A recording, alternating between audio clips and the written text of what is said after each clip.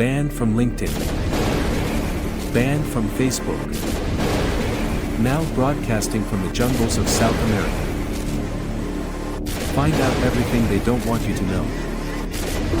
This is BizUnLearned.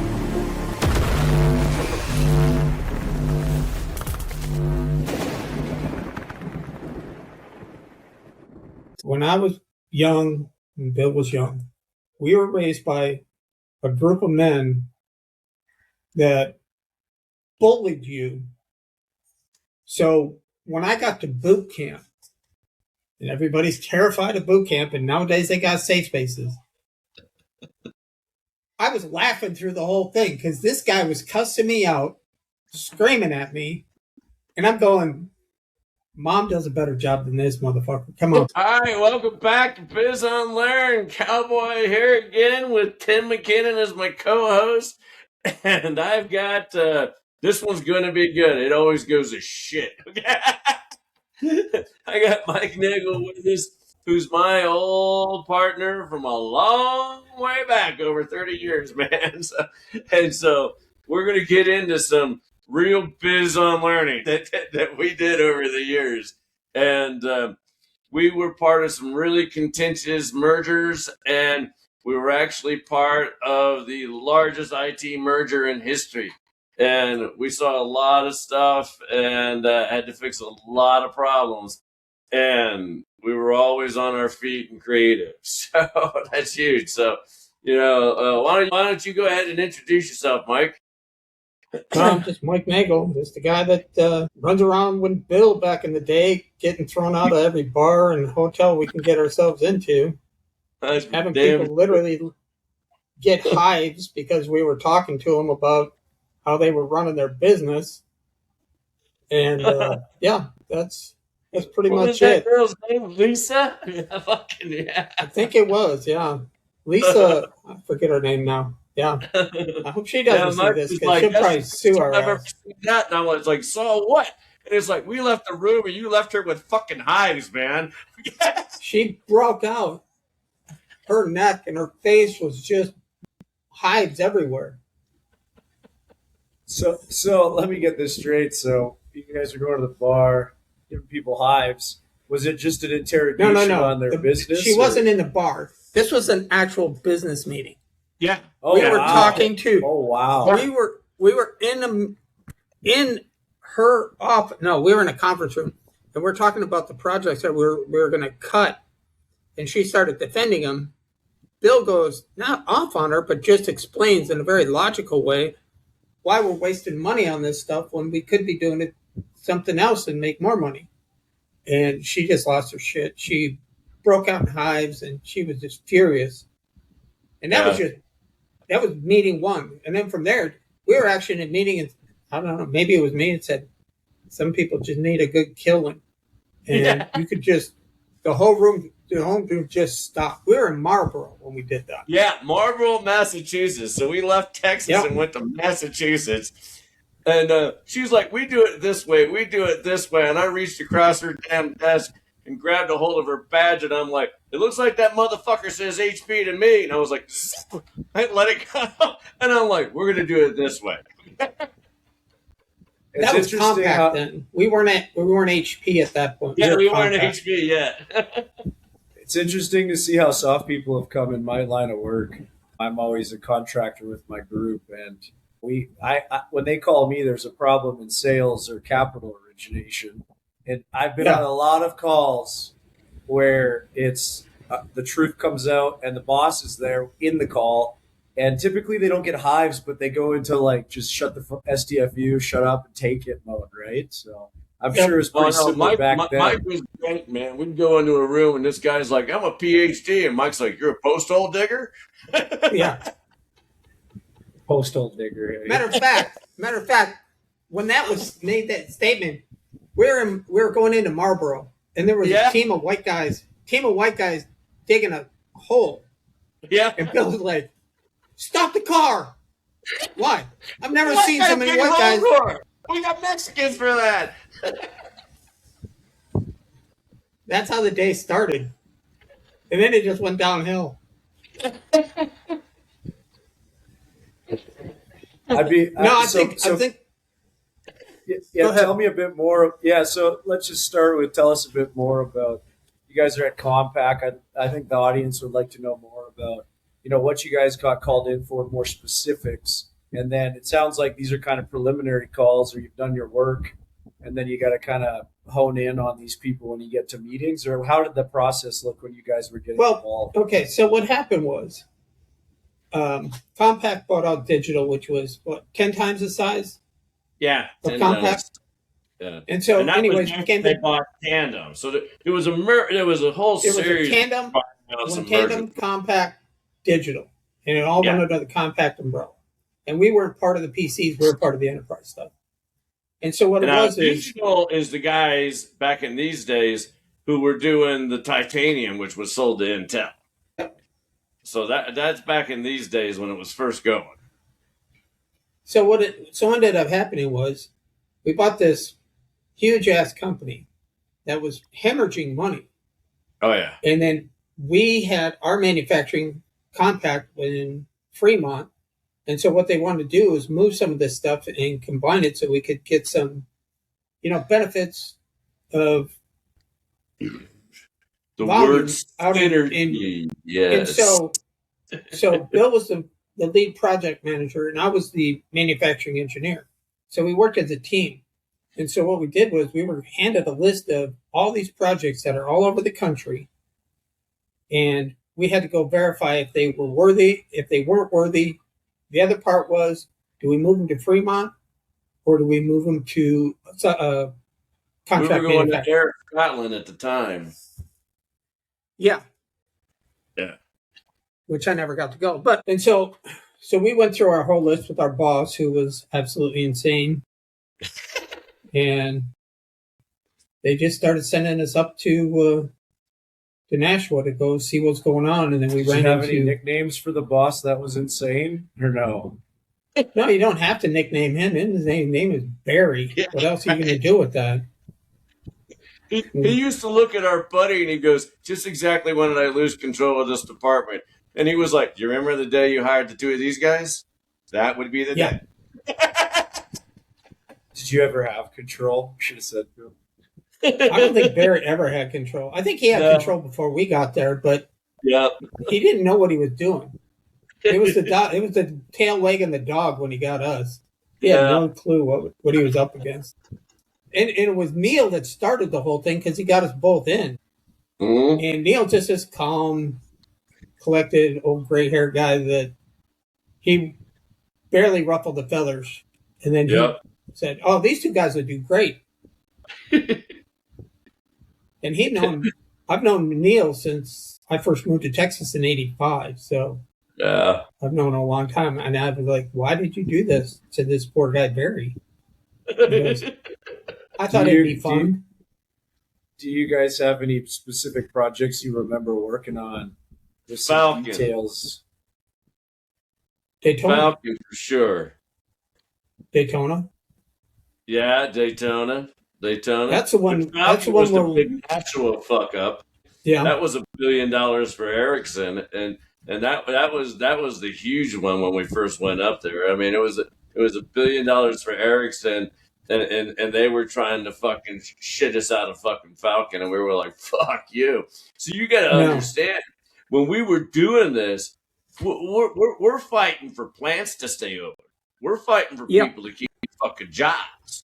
Okay. Well, that's why I was trying to move everything we could over to Fremont because they had some great manufacturing, they had some great people, and their quality from manufacturing engineering standpoint or quality engineer, they were dead nuts on. They caught everything. I mean, we ended up, they're the ones that caught that microprocessor where we had to put it in the microprocessor farm and cook them for, 13 days or something to see what the fallout.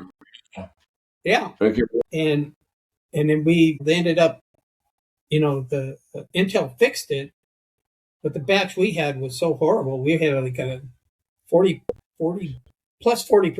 fallout on those things. So I trusted their manufacturing. The digital thing. Capella switched over to fucking titanium, and then he sold it all off to fucking Intel, and he didn't fucking include lockstep between the processors, and we got fucked. Well, that's the thing about Tandem, though. That's where Tandem made their money. That's why we even had a Tandem, was because Lockstep. Lockstep was the one that was running the New York Stock Exchange and all the big, business models that were out there because it was Lockstep. So even if there was a miss on this one had it, and it would get caught up, and they would get back into Lockstep. I mean, we went through, what was that? When we were there, we hit over several million transactions in the stock exchange during one day of trading with zero failures. And we were allowed 2 seconds of transaction. And when 9/11 happened and those servers pancaked, they fell over to New Jersey before the stock exchange was voluntarily shut down. It never fucking missed. Never. That's interesting. So that's the level that's the level we were coming from. That was the arena we're coming from. Digital was down here. They were running, I don't know, all kinds of different manufacturing things and some financial stuff, but they weren't running stuff that was critical. So their mindset wasn't even close to our mindset. Our mindset was, it's all or nothing. You're going to have zero defects or you're not doing it. Yeah. And they don't like to hear that. We were fined $100,000 a minute if something fucking went down. Yep. And so with our mindset, we didn't have a choice but to say, oh, look at the numbers on this, both from a financial standpoint and more importantly, from a performance standpoint, right? So Bill was handling finance and I was handling the performance. And when we got to the performance side of it, I was like, I can't accept a 2% failure rate. It's just not. Yeah. It's just not what we're coming from. We're coming from zero. Yeah. And that's where I think a lot of the conflict between us and the partners that we were dealing with. That's interesting, what you just said there, because I think that's an interesting take. Most people or most businesses I see, they don't have 100% uptime. They're working to get there. So you guys have a different kind of way to look at it, a different narrative. Any downtime is stressful. So when you set the bar at 100%, I can understand how that can be a bit of an issue. So when 9/11 happened, things like that, and you're having some issues, what in these critical kind of data times, what does that look like? Is it just call everybody in and it's a scramble, or is it very structured? Oh, we were scrambling. We lost 6 men that day. Hewlett Packard lost 6 men that day. Yep. It was ugly. And failover went just as planned. But I remember calling Graham, and I'm like, we got the A team right here. Fucking put us in. And he's like, let me find out what's going on first. But I knew you were going to be the first fucking call. And I was his first fucking call that day. And I'm like, put us in. Well, I wasn't there when it was HP. Always the first ones in. Always. You and I were always the first ones in. Yeah, I wasn't there during the HP period. Remember we had that big layoff? Right 2001, 2002. Did you get hit on that one, I guess? I got hit. I was at home during 9/11. Okay. And I think it was that Friday before. Craig on 9/11. Yeah. You'll love this because Craig. We got thrown out of fucking chairs again. So I call Craig. He's in Manhattan. And I call, and it's like a Monday morning. I know it is because I call him up and I'm like, what the fuck are you doing? And he goes, I'm hungover at home. Why? I'm like, stick your head out the fucking window, man. And he goes, holy fuck, we're under attack. And I'm like, we need a ground crew for comms now. Now pull up the fucking bottle and get going. And he's like, okay. Yep. I don't want to go off topic, but I have to say this because of what happened yesterday in Dubai. When I got back yesterday with that Iranian attack on Dubai, I just started texting people I know in Dubai because I was on a meeting on Friday with a group of guys that we want to get into a deal with. And they were so nonchalant on the call that I think like they're in the meetings in their house. So I started texting people, and just quickly, a guy I know, he's one of the top 5 largest farmer landowners in Saskatchewan. His name's Lionel. I said, Lionel, are you still in Dubai? What's going on? and he just screenshots a text from his son because they just bought a house on that one of the palms, and the screenshot from his son is like his son out at the pool clicking a photo of like something smoking. And I don't even think he had I don't even think he realized what it was because it was dark fume. And I'm just pure Saskatchewan Canadian guy. I just happen to be like, that's going on, right? So it's interesting to see. So when that happens on 9/11, we want to get in there quick. Is it step one, update everybody? Hey, if you're in your basement coding, get out and we need to figure this out. Or how does that process work from a project management standpoint? Well, at that point, we were in a secured facility. I mean, we always worked in a secured facility. Okay. Yeah. And it was only a matter of moments before they were like, clear out the fucking facility, and they shut down the AC units and everything else because there was anthrax scares and all kinds of shit at that point. And they blocked the exits and sent everybody fucking home. We had our own plane, and our plane was the only one that, as far as corporate people like Dell and shit like that was running that day because of the government activity. I mean, our shit was in the Pentagon, was in the World Trade Center. It was 86% of the world's telecommunication infrastructure. 3 out of every 4 fucking credit card transactions was on our shit. And that was back when they were still counting minutes on your cell phone, so they were also counting every goddamn minute that was going on with that. Yeah. And that time, cell phones just exploded that day with so many calls. Blew up. I mean, it was huge, and we had to rattle things quick. And of course, people associate project management with planning, and it is, okay? But, I mean, you still have to take care of the sucking fucking chest wound first. We just got attacked, all right? Imagine Pearl Harbor. I mean, the response time on Pearl Harbor was 45 fucking days before they responded. You had to respond immediately to the action that was taking place, but the plan for the backing back was 45 fucking days. It was huge. And so that failover, that fail-safe, that lockstep stuff that we did was huge. Because, like I said, the building's pancaked.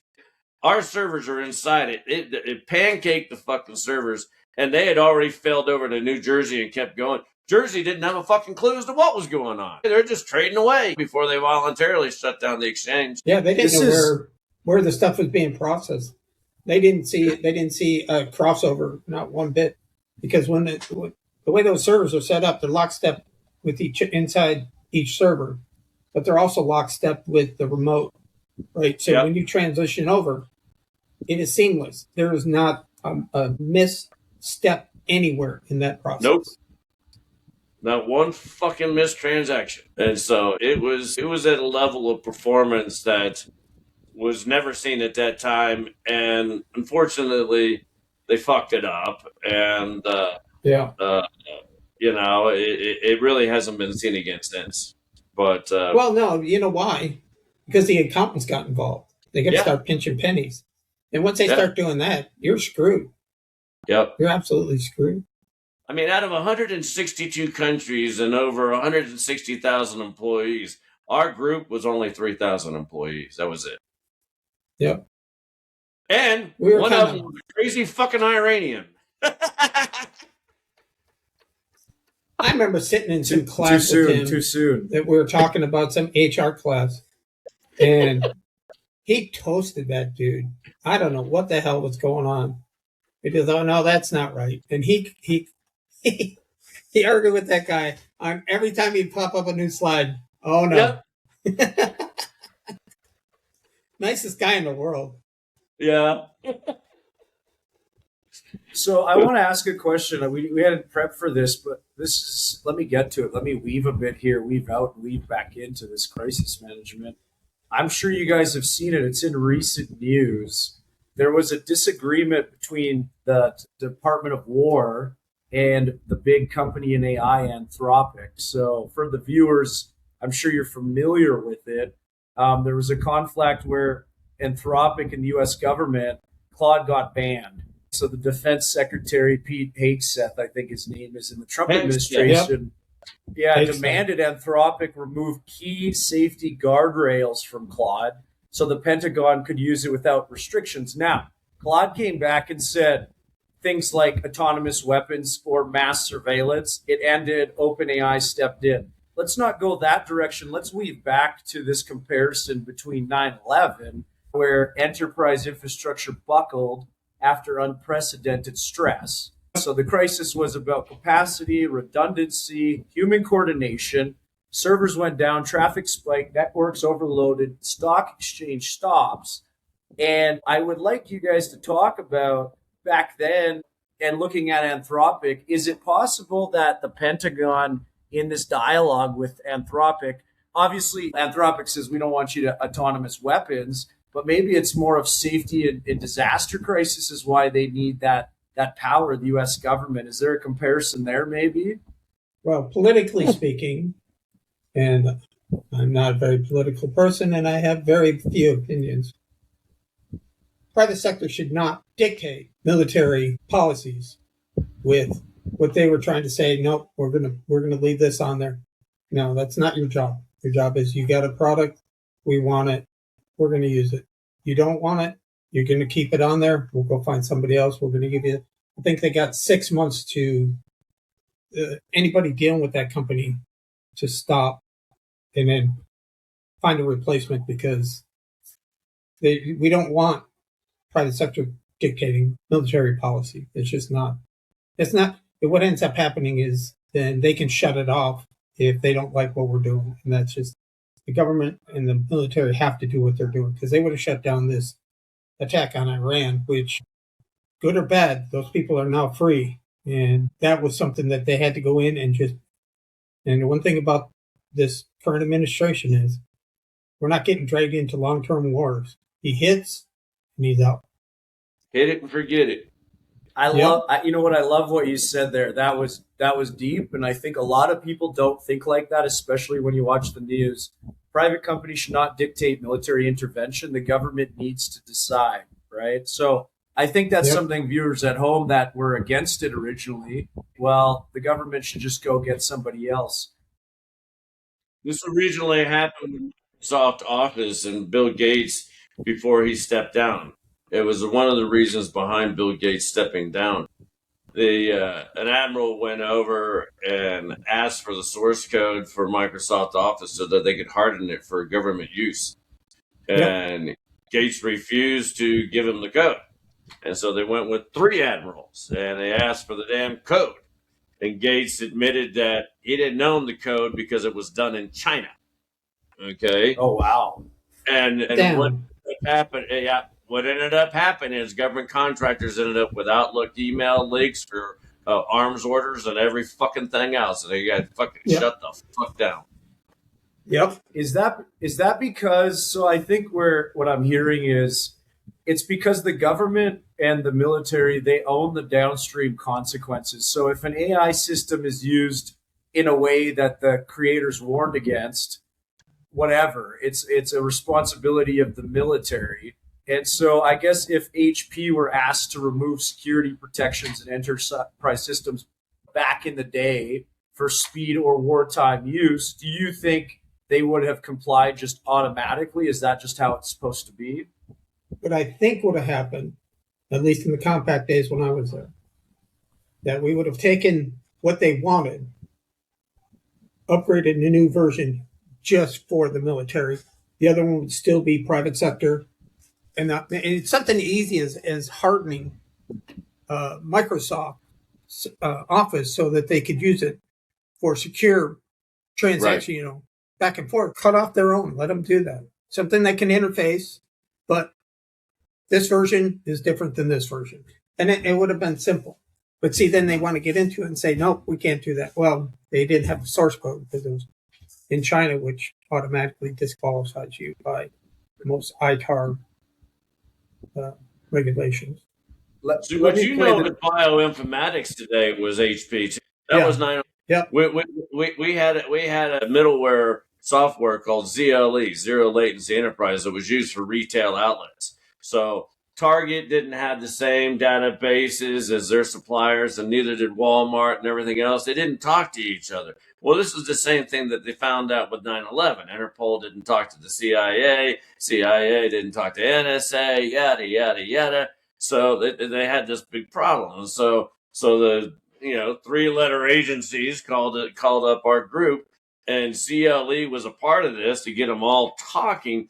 But the other part was a medical device that they were using for facial reconstruction for people that had been grossly injured and deformed, but they used that for bioinformatics. And so within a matter of months, you could click on video, pick out, some kind of known terrorist with a beard or whatever on, did a scan across all databases, and it's like, get that fucker.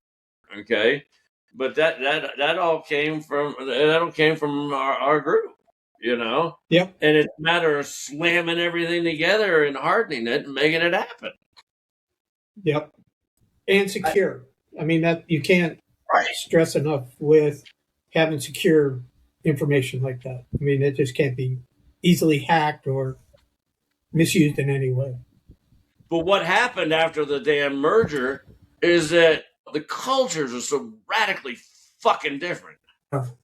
Between Compact and HP. It was so radically fucking different between Texas and these fucking pocket protector motherfuckers, man. Everybody started leaving, and I'm talking about people with all the patents and fucking everything else. It's like the intellectual property is headed out the fucking door. And it was a basic cultural fucking thing about how we did business. I mean, a lot of people would be like, why are you leaving? He was like, you took the fucking beer. Yeah.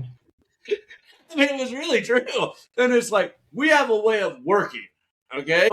And we're zero tolerance, but we're spot on. We don't have any fucking errors, but there's a level of fucking creativity and stress that's beyond anything else. And we pop a top in the morning and look at the fucking problem. That type of thing. All the industries. I mean, I've been in several big companies, and it's always the same thing. It's not a matter of having a good product that works.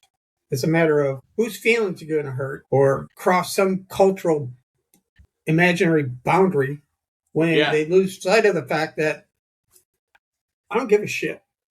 Right. We're here to make money. We're here to serve our customers. We're here to give them what they want, what they need, what they expect.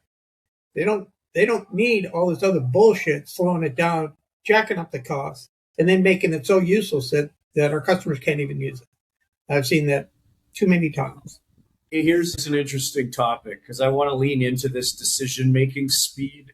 It seems like back, in the HP era, government understood the systems it purchased. Tech was moving a bit slower, obviously, with the structural reality of AI today. AI systems are evolving weekly. Capabilities are emerging, right? Even creators sometimes don't even anticipate the full behavior. So my question now becomes, it's almost like technology advancement has speed up. So this is devil's advocate. I do agree with you, but just to play devil's advocate, if private companies need to speed up and governments need to speed up with the new tech, and so private companies aren't setting the boundaries and governments don't fully understand the tech because they're two separate entities, who ensures responsible development in the next days moving forward, going into the future? It's a hell of a question. You're going to have a generation with fucking balls is what it comes down to. That's a tougher one to fix.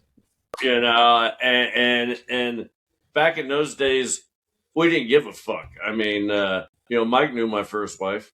I mean, I shipped her shit. She threw shit at my fucking head in the fucking meeting. And I'm looking at Mike going, dude, I think I'm sexually aroused. I mean, but we fucking threw shit at each other. Hey team, it's Cowboy here. If you like the content that you're seeing on BizUnLearned, Tim and I have got a success team over on projectvictories.com, and you can get even more information there and even ask questions live or email questions in, and we can answer them. Maybe you'll even be a topic for a podcast or a guest, and you can get started for only $1. So why don't you let us know? Because there's a lot of people that took advantage of this, including the Deputy Director of IT for the United Nations, who was not the Deputy Director of IT for the United Nations when he came to me. So we can help you out. So why don't you drop by and see it and let us know. Now, on with the podcast. I mean, we didn't fuck around, but it was a different mindset, and they allowed you to have that different mindset. It wasn't punished. It was rewarded. They gave us the authority to make the decisions to progress the project in a timely manner. What we're having today now is everything's done by committee. And when you put a committee together, you're going to slow things down. The price is going to go up. The product will suffer. Your customers will suffer if they get the product that you just developed by committee. There's just that's the nature of Agile. They don't want anybody's fucking feelings hurt. These guys don't want to be managed or whatever. Fuck you. I'll put you through a fucking wall. Get this shit done. I don't see, maybe we're just, well, first off, let's just go back a little bit. When I was young and Bill was young, we were raised by a group of men that bullied you. So when I got to boot camp, and everybody's terrified of boot camp, and nowadays they got safe spaces, I was laughing through the whole thing because this guy was cussing me out, screaming at me, and I'm going, Mom does a better job than this motherfucker. Come on. I remember Barry coming in and chewing our asses, and you're looking at me going, did we get our ass chewed? And it's like, come on, boss, you got to do better than that. Yeah, put your teeth in because you were just gumming my ass that time.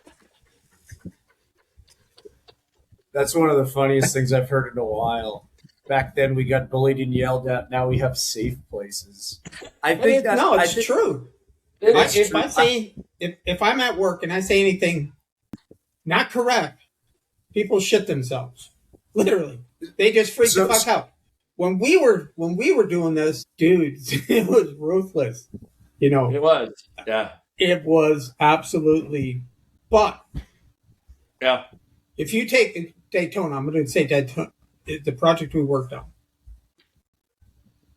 Erickson came in with a request. A request, and then a timeline. They said 6 months. Yeah. And had we done it the way they're doing business nowadays, it would have taken us 18 months. Yeah. We crashed that project in 3 months. Yeah. Gave them their first from paper to product in another country. Now, here's the other part of it. To do it, we had to do some things that weren't correct. There was a server. Engineering was working on this new server, but then they got sidetracked on another project. It was just sitting. It was sitting in their lab. Janine server.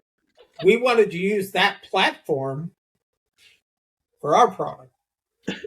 So somehow, I don't know how, but that thing ended up on my desk. And we tore that son of a bitch all apart. What the hell? We needed one fucking part. Yeah. And I showed up in Mike's office and I'm like, come with me. And he goes, what are we doing? I'm like, don't ask. I'm like, we need this. So we tore this whole server apart. We got everything where we needed. literally walked into the room with the guy sitting at his desk and the damn server's behind him. Walked right past him, jerked it out of the fucking wall, and left. And so we got it all tore apart. We got what we needed. We were starting to move the project forward. Okay, great. Big jump. So anyways, the VP of engineering calls me and Bill into the office, and he shreds us. He had his teeth in, and we got our ass chewed. Pretty good on that one. Don't you ever fucking take anything out of the lab without permission. Yes, sir. Yes, sir. Yes, sir. Got it. You guys need to lock that shit up. God damn it. So anyway, so the gist of it is we had our standard meetings. We were pushing everybody to get this stuff done. We had to do had to steal that server, get the tar apart, find out what we needed, present that information to the other team that was working on the mechanical side. And we got this whole thing straightened out. But we took that project from 6 months to 3 months. Yeah. And if we tried to do that in many of the industries that we got today, it would have taken several times the time that we were given. They just don't have the ability to react because they're not willing to step out.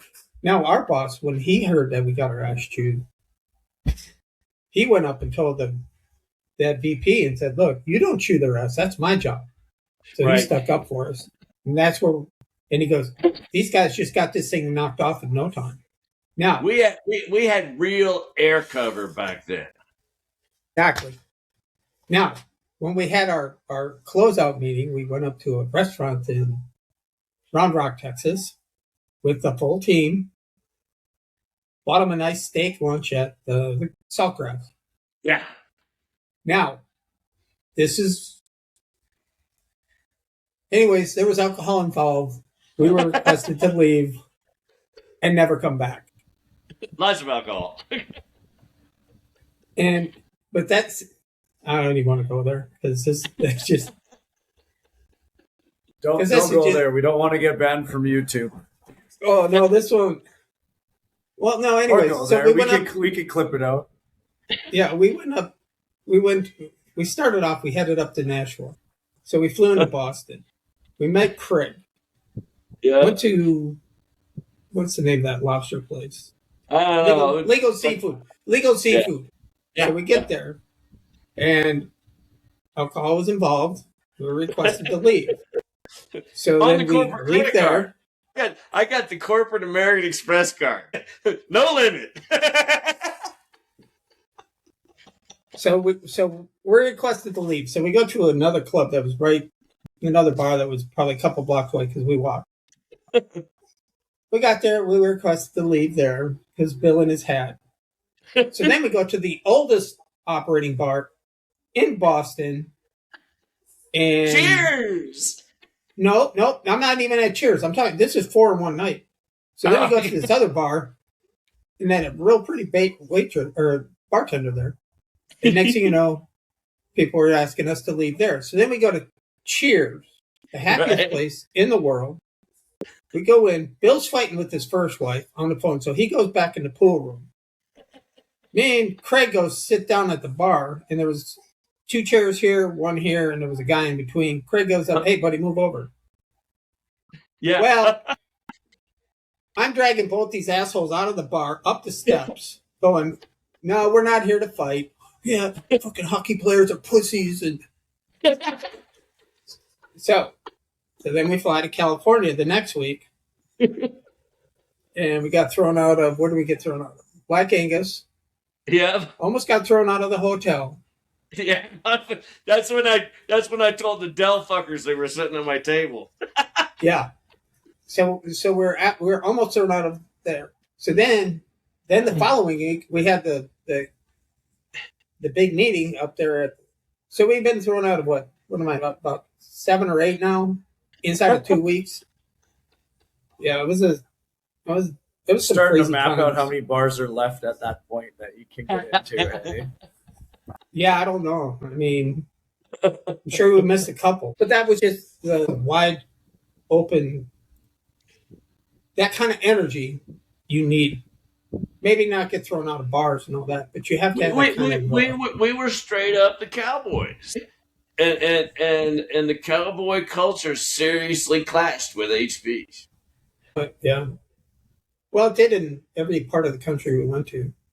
Yeah, because even when we were in Fremont, they didn't care for us all that much. I mean, there was a couple folks there. Graham was one. Yeah, Graham's Scottish, and I mean Graham was always great. He's like, "All right, asshole, hold out your hand," and I'm like, and he slapped my hand and he goes, "Okay, I talked to you now. Fuck off and go do what you do." Well, we got pulled into Graham's office one time, and he was pretty upset with us. Oh And that yeah. was about that was a couple. That was probably 10, 15 meeting. Then he just got so riled up. He's like, "Get the fuck out of my office!" And Yeah. off he I went. was like, go. I want to see you There's for at three- least 30 minutes. And then he comes Let me down ju- later. And goes. Then he comes down later and he goes, "Hey, what are you guys doing for lunch?" Yeah.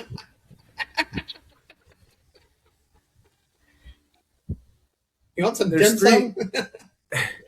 Let me chime in a bit here because there's three things I think we need to talk about. As we're kind of going to the back end of the podcast here. You guys have mentioned three key things that have stuck out with me anyway. Who has authority, culture, and then there's this third parallel that's coming in the future, which is remote work. So you've analyzed everything is done by committee now, and there needs to be more authority. And I can't say the name of the company because my friend works there. And it's a large company, everybody would know it in the US.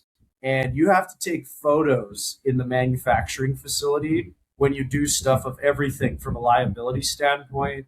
There's dozens of meetings, nothing ever gets done. He's a guy that doesn't even want to go to the meeting anymore.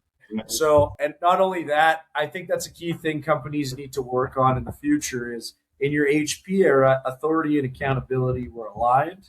Because it seems like we're starting to separate now with this remote working aspect. So maybe the modern tension, let's shift away from soft versus tough and start talking about, speed versus reliability or capability versus restraint or autonomy versus oversight. And like one of the big things here I think people are lacking in the remote world is I'm seeing anyway is the ability to think critically. So the question then becomes, how do you training people to think deeply versus quickly? Does remote culture reduce accountability? Nobody wants to fuck up. That's where it is right now. So I guess the question becomes like you guys are in the office, you're, cleaning stuff up. How does that operate in today's world when people are remote? And how do you give somebody accountability and authority in a world with AI coming where all this legal ethics and security becomes evolving on a weekly basis? Do you guys have any insights on that? When it comes to remote, I definitely have some views on that. There are certain people that their position and what they do lends perfectly with working remote. We have buyers at the company I'm at now. They don't make any real major decisions. They just follow what they need to order and this stuff. Now, me, I'm on a manufacturing floor all day long. As a quality engineer or when I was manufacturing engineer or whatever I've done in the past. My job is to be on the manufacturing floor to fix things as they go wrong or prevent them from happening. And the biggest thing that I get is I came into this company and great people, love them, they're just fantastic. But the people on the floor were not given the authority to fix issues or bring them up. I mean, they were told, okay, if you have a defect, tell someone. I use those people as my front people to, one, you have the authority. You got a defect, dig into it. You've done this for 25 years. I've been here a year and a half. You tell me what you think I should be able to do to fix this. It cuts down on my time. I can get the root cause, corrective action in a much timelier fashion once I gave them that authority. Now, is it authority from the boss? No, it's authority from the quality engineer.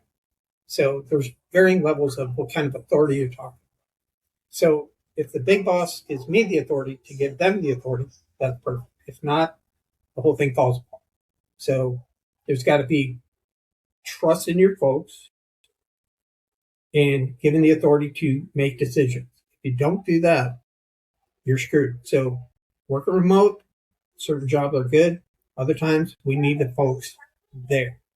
Now I could do my job remote because my main focus is just making sure I get my ISO certifications done and my regulatory stuff done.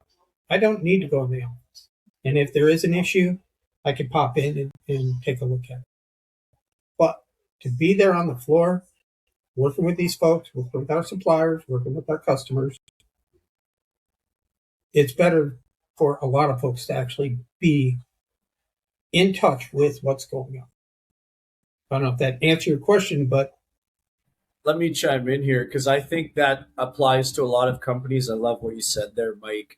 And it's kind of funny, but you got to reposition some people. Maybe simplify it down to, all right, little Timmy, I don't trust you, and I don't want you making a critical, decision. You go work remote, and we're going to give you something to do over here, and we're going to analyze it. But people on the front end, projects, people on the front end, and quite frankly, at these factories, these people, if you can't make decisions quick and I don't trust you, or even a guy, let's just go way off topic and talk about a guy that runs a restaurant. You don't want a guy touching cash you don't trust. Or when you go back into AI, you don't want a guy that doesn't seem like he has good. It's okay to have a guy that leans both ways, but you don't want him having the push button on launching stuff. So that's something that all managers and I guess owners should think about. Hey, what's your skill? And then before I hire you, let's bucket you based on responsibility and authority levels. And if you don't have responsibility and authority, you're going and doing other stuff. Is that kind of what you're saying? Oh, yeah. The other part is that's trained. You got to train your folks to be able to trust them. And they're going to mess up. But that's why you're there, to catch their mess ups. When they make a mistake, you learn from it. You don't chastise them. You don't put them down. You go. I tell a story. I used to coach a lot of girls softball. And I trained the heck out of them. I taught them as much as I could about softball. They were probably the smartest kids out there. And I had a girl, second base, and she messed up on a play. She went to second where there wasn't a play instead of going to first to get the out. And all I did was step out on the field and said, Jessica, you know what you did, right? And she goes, yes, coach, I did. I said, you can do it again? No. Okay, good. A lot of coaches would have pulled her and ruined her self-esteem and all that. I trusted her. She made a mistake. We learned from it. We moved on. One of the best ball players I ever had were playing for me all those years. But like I said, other coaches would have just corporate mentality. Oh, they screwed up. Get them out of here. So you see, put they that kind put of up and down the ladder. Because Graham fucked me one time, and I'm like, because I was should start the video pod with that. Hey, that line there. and I had been holding up shipment of something because they were jerking around the data, and we had a shitload of manufacturing in the life product too. And I'm like, fuck no. And so, and he ended up waving it, and without saying I'm coming or anything else, man, I just grabbed my little fucking American Express card and jumped on the fucking plane. And I walked right into his fucking office, and he knew it was coming.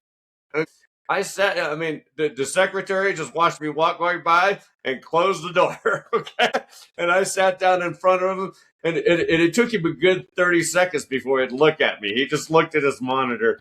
And then he finally goes, I was under pressure, okay? And he goes, I fucked up. It won't happen again. And you know what? It never did happen again. But he told me, I was under a lot of pressure. I fucked up. But it went up and down the ladder. We all wore it. Yeah. But you had to have that culture. Yeah. It was the biggest thing, the culture. You also have to train. Like I just got back from a basketball tournament. Mike, down here, I'm in that Amazon in Ecuador right now.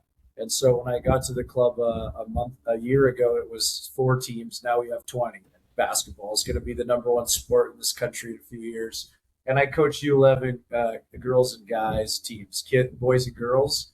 And one of the things I noticed is there needs to be this toughness where it's like you made a mistake when youth development. Sometimes they don't understand the severity of the mistake. Like, for example, the girl you're describing understands, I acknowledged I made a mistake. This is how I'm going to fix it and continue.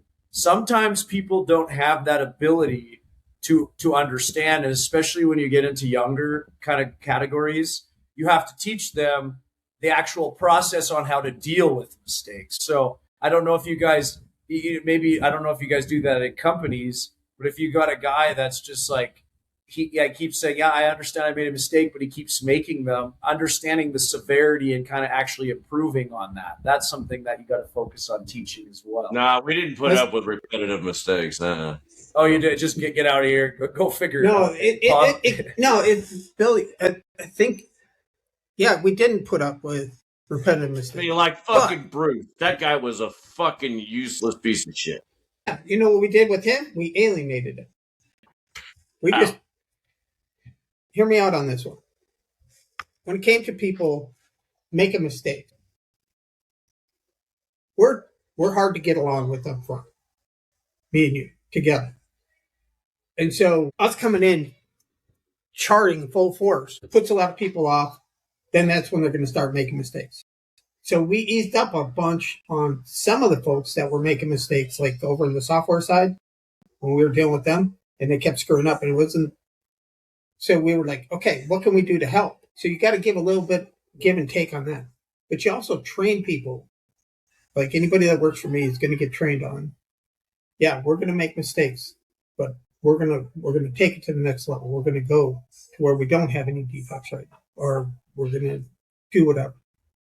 And so there's a certain amount of humanity that you have to do. For example, they used to be like, I didn't know what the fucking project manager did, and then you guys fucking showed up, and it was like, oh shit, I understand what you're fucking doing. Now we're getting shit done. That's the thing about project management.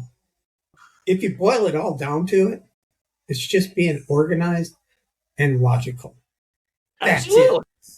Yeah. But people have no clue. No clue. Not clue. How to be logical and deal with that. And it just blows my mind. Yeah. Organization is big too, because if you're not organized and you don't understand a path, then you waste resources like your time and money. So organization is a big thing for sure. I think we spent more time literally working on the upfront planning and organizing our projects than we ever did anything after that. You know? Absolutely. Okay. Well, let me chime in here. This is a question we had on another pod or another conversation. Let me go at that then. Because I see this all the time in I'm not talking enterprise. I'm talking kind of earlier stage companies. Yeah. How much planning and development before you're missing an execution gap window. Like, let me give you the best example. I'm definitely not going to say who it was because they could be a client here next month. But they came in and they have these coders, and I talked with the team. And I'm like, so you got this cool app that might have some competitors. How many people in the market have you called this? I'm talking to 3 of them. I get on the call, and one guy says, I make a couple cold calls a week. And I come from sales and marketing. I talked to 91,000 people last year. I use AI comps too, but that's talking to fucking markets across 7 or 8 clients. Yeah. So the question then becomes, how do you guys make decisions? Obviously get organized is good, but when does being too organized prevent the execution gap? Like, how do you guys find that window? Because I talked to another buddy I call it over-analysis paralysis. Yeah. And then he never launches anything and he's back into development. I'm like, you need to be in a position where if you have an early stage idea, a day and knock it, right? Like if I get an idea, I text a couple people, friends, move it, and kind of use that market feedback. So when do you cap it on, all right, that's enough planning. Let's start moving a bit faster. You can prototype in a day, but 50% is the standard for planning. Okay. And most people do 10 to 20%. And when this raises its ugly little fucking head, it's because you're doing your monthly reviews and there's a change order and a change order and a change order and a change order. And the reason there's all these fucking change orders is because you didn't spend enough time planning up fucking front, or you wouldn't keep changing the fucking thing and costing more money. I see your point about the paralysis. Analysis to paralysis, or paralysis to analysis. I see that a bunch, but that's people with a different mindset. Definitely not the way I do things. I jump in. I'll plan it out to a level where I'm confident that I can handle whatever change orders I got, and then plow through. Now, if it was other change orders that come in, I deal with them at that point. I don't anticipate everything that's going to go on. So I'm going to push as hard as I can up front get that planning done, and then jump off and go.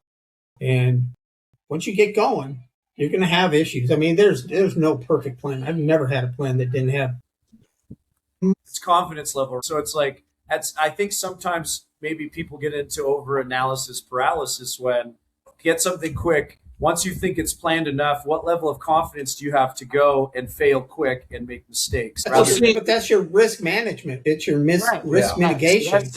We do the risk management. We do the initial scope. Yes, we're going to agree to spend money on this based on this scope.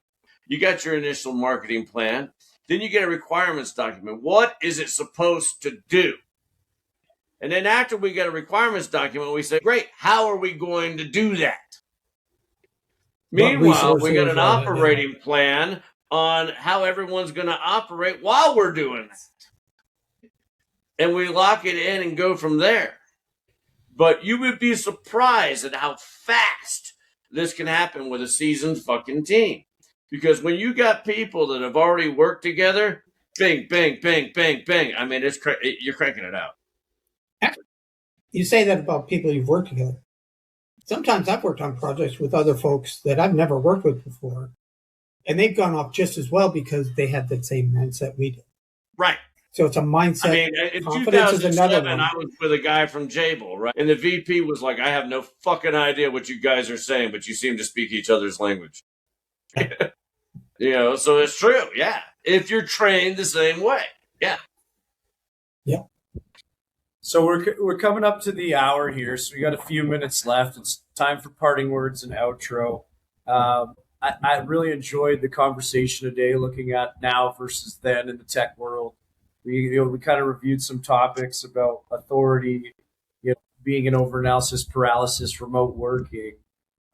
Mike, do you have any other comments you want to talk about looking forward to kind of give the viewers some things and managers and project managers they should think about going into the future here? Is it more about just going to the fundamentals and sticking with that? Or with all these new advancements in technology and AI, there's some new things that they should be watching out for? Well, I definitely think that, AI is going to be a huge part of the world in a very short order. So we can't lose the human element. You can't lose your folks putting nuts and bolts and screws together to build product. So if you think that AI is going to streamline all that for you, that's not going to happen. So you still have to have the humanity factor in there, that you got to be able to trust that they're going to do what they want, do what needs to be done,